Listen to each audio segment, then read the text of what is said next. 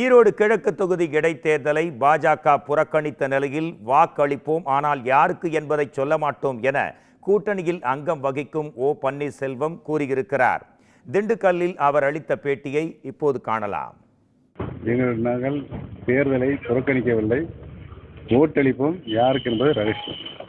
அதிமுக எடப்பாடி ஒன்றிய கம்பெனியில தீவிரமாக செயல்பட்டு இருக்கணும், சத்தியரமாகவும் சொல்லியிருக்காங்க, நீங்களும் சொல்லியிருக்கீங்க.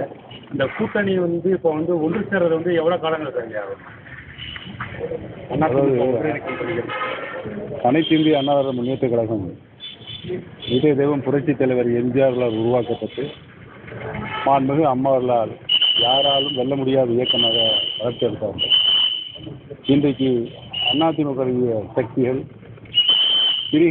பிரிந்து கிடக்கின்ற ஒரு சூழல் இருக்கிறது. அனைத்து கட்சிகளும் இணைந்தால் தான் எதிர்காலத்தில் எந்த தேர்தல் வந்தாலும் வெற்றி பெற முடியும் என்ற சூழல் இருக்கிறது என்பதை தெரிவித்துள்ளது.